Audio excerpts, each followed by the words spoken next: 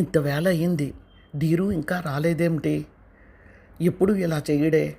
వాడికి తెలుసు వాడు ఒక్క నిమిషం లేట్ చేసినా ఎంత కంగారు పడతానో అని మళ్ళీ గోడనున్న వాచి వైపు చూసింది శాంతమ్మ. సమయం దొల్లుతుంది కానీ ధీరు వచ్చిన జాడ కనిపించలేదు. మా కళ్ళ నిండా నీళ్లు నిండే.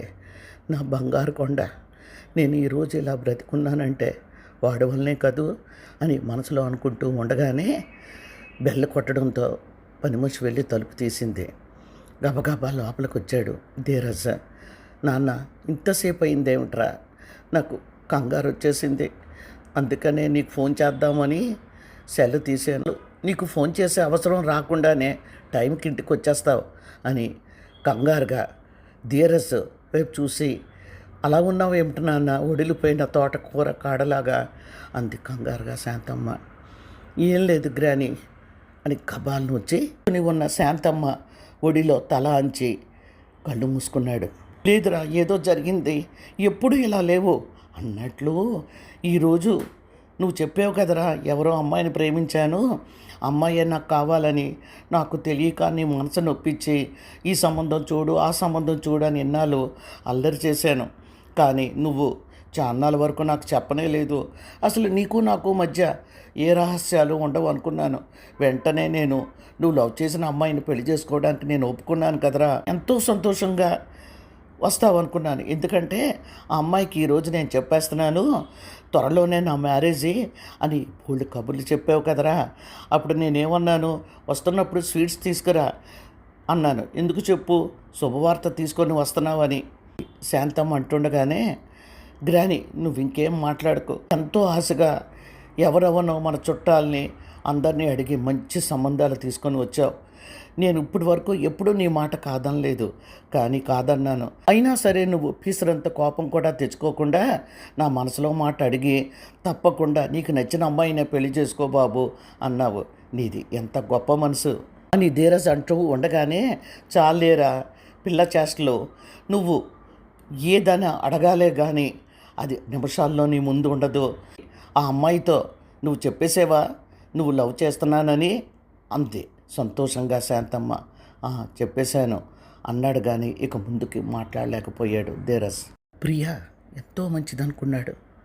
అంతేకాదు తనతో ఈ 4 years చాలా ఫ్రెండ్లీగా, చాలా తనని అర్థం చేసుకుంటూ తనకు నచ్చినట్లుగా బిహేవ్ చేయడం చూసి ఆశ్చర్యపోయాడు. ఈ కాలంలో అమ్మాయిలు అసలు ఇలా ఉంటారా అని. ఎందుకంటే తనకు నచ్చనిదేది తనకు కూడా నచ్చదు. తను ఏదైతే ఇష్టపడతాడో అవునవును అంటుంది. నా ఫ్రెండ్స్ అప్పటికే అండం మొదలెట్టారు, లేదురా ఇదంతా ప్రేమ మాహిత్యం, నిన్ను ప్రియా లవ్ చేస్తుందని. కానీ తను కొట్టిపారేశాడు. ఎందుకంటే తనకన్నా అందగాడు మంచోడు కైలాష్ ప్రియ వెనకాతల వెంటపడ్డాడు, లవ్ ప్రపోజ్ చేశాడు. చాలా ఉన్నవాడు కూడా. వాడితో పోలిస్తే తను ఎంత అనేటట్లుంటాడు. అంత అందగాడిని కూడా ప్రియ రిజెక్ట్ చేసింది. అటువంటిప్పుడు తనని మాత్రం ఎందుకు ప్రేమిస్తుంది? తనకి ఉంది డబ్బు హోదా నేను, కానీ లోకేష్తో పోల్చుకుంటే తక్కువనే చెప్పాలి. కానీ ఎందుకో తెలియదు, ప్రియ అంటే తనకు చాలా ఇష్టం. ఈ 4 ఏళ్ళు తనతో చాలా సంతోషంగా హ్యాపీగా గడిపేశాడు. చదువుల్లోనూ ప్రతి దాంట్లో తనకు అండగా ఉంటూ వచ్చింది. చివరికి అనుకున్న రోజు రానే వచ్చింది. నేను లవ్ చేస్తున్నానని చెప్పేస్తాను అంటే ఫ్రెండ్గా ఉన్నందుకు లవ్ చేస్తున్నానని చెప్తావా అని కోపం తెచ్చుకుంటుందేమో అన్న ఆలోచనలో ఉండగానే ప్రియా దగ్గరికి వచ్చి, ఇంకా ఎన్నాళ్ళు బాబు నీ కోసం వెయిట్ చేయాలి అని అందే.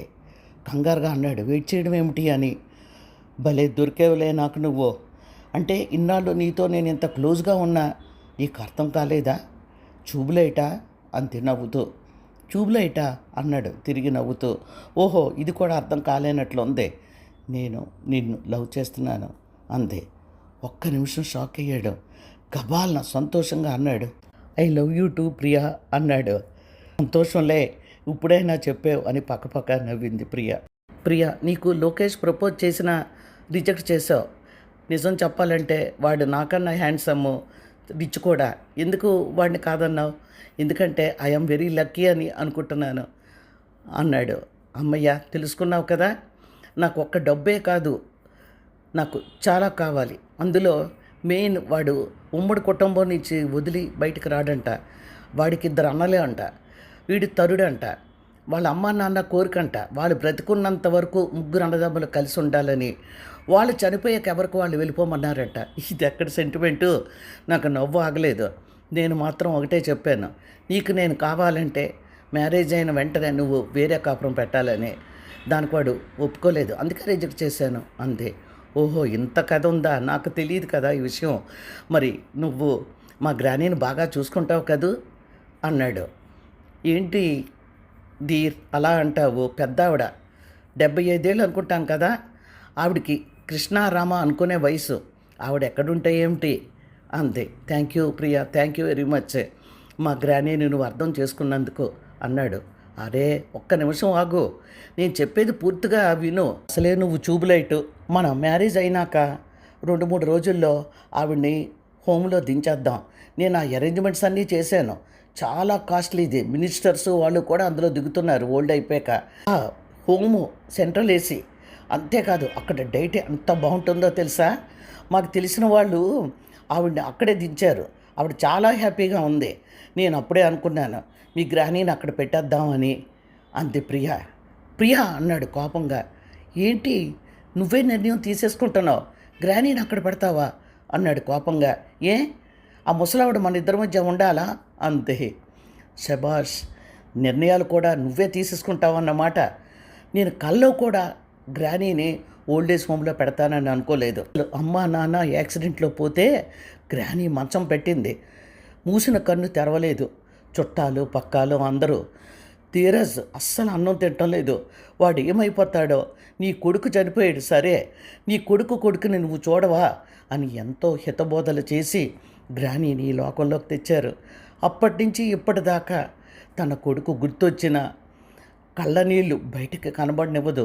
నా కోసం బ్రతుకుతుంది. అటువంటి ఆవిడ్ని నువ్వు వచ్చేవని చెప్పి నీకోసం నేను ఆవిడ్ని వదులుతాను అనుకుంటున్నావా? ఇంపాసిబుల్ అని రయ్యమని లేచి వచ్చేసాడు. ఈ విషయం గ్రానీకి ఎప్పటికీ తెలియకూడదు. తెలిస్తే తన కోసం ఏమైనా చేయడానికి సిద్ధమైపోతుంది. గ్రానీ కోసం కావాలంటే తను మ్యారేజ్ చేసుకోవడమైనా మానేస్తాడు, కానీ గ్రానీని ఎక్కడికి పంపడం. గ్రానీ నా దగ్గరే ఉండాలి అని మనసులో అనుకున్నాడు ధీరజ్.